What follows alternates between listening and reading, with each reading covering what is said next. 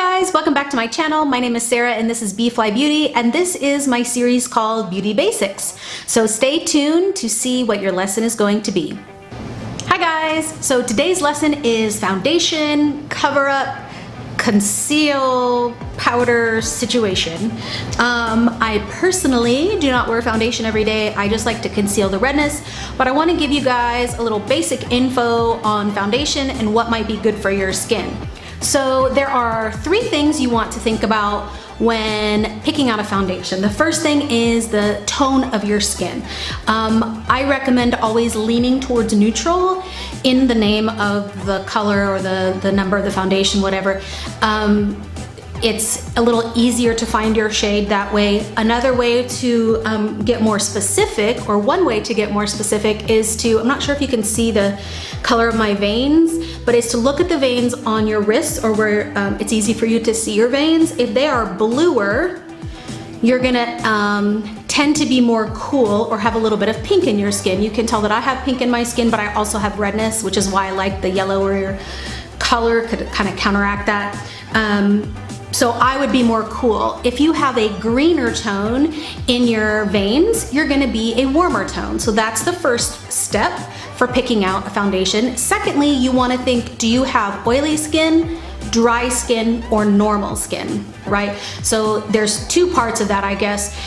What your skin type is, and then what kind of finish you are looking for. And thirdly, you are gonna look at coverage. Are you looking for something that's really, really light and skin-like, or are you looking for full coverage of any sort of blemish, redness, and you just want that smooth canvas? So, number one is skin tone, number two is skin type, and number three is what kind of coverage are you looking for?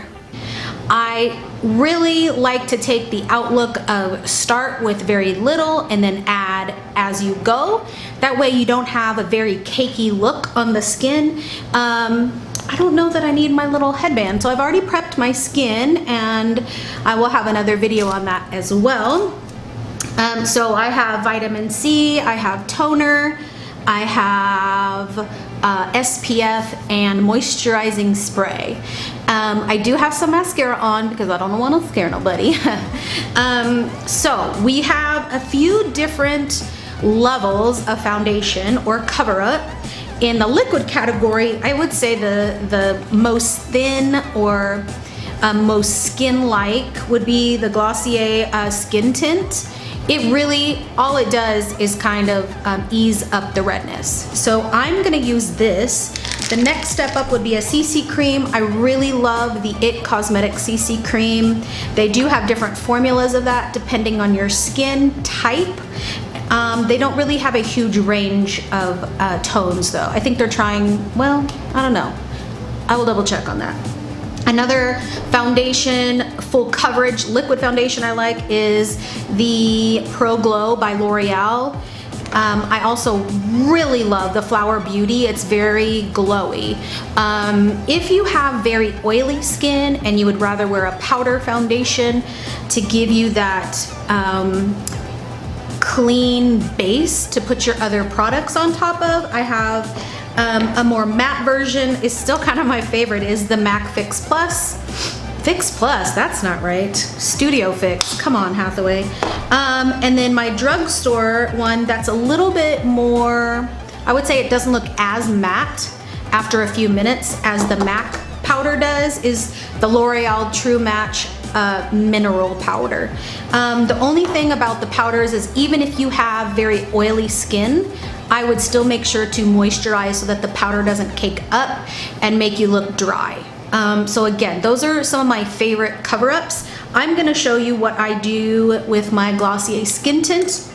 I don't think it's bad to put it on with your fingertips. I think it's nice to have a product to help blend in. So if you can see that this is super watery, because I don't really like product on my skin. So I like to put this on with my fingers, almost like a moisturizer, and you can just see that it really just kind of combats some of the redness, but it's so light that most people kind of hate it. Because they don't think that it actually gives them much coverage. So if that is you, this would be good for you. You can either take a brush, and my favorite one is the IT Cosmetics Love is the foundation brush, and I just like to press this in. You can use a sponge as well. The original Beauty Blender is awesome. But it's very expensive. I think it's 20 bucks a pop. So the Real Techniques, it's an orange sponge. It's a little bit of a different shape than the Beauty Blender. That's way more affordable. Also the Flower Beauty sponge is really nice. So you wanna make sure that you get all the way to the hairline. If you're gonna wear anything all over the whole face, if it's more full coverage, you definitely wanna hit the ears. This is so light that you don't have to. And then you just wanna make sure that it comes all the way down.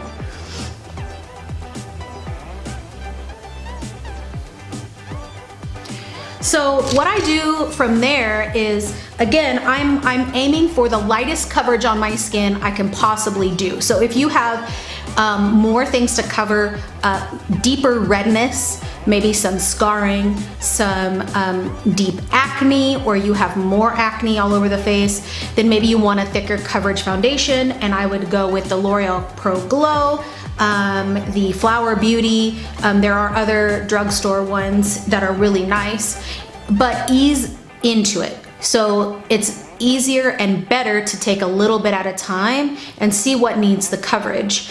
In the next video, I'm gonna talk to you guys about concealer, and that's where I go a little heavier. So instead of taking very thick foundation to cover the whole entire face and then concealing on top of that, my personal opinion is to start really light and then take heavier coverage in only certain spots.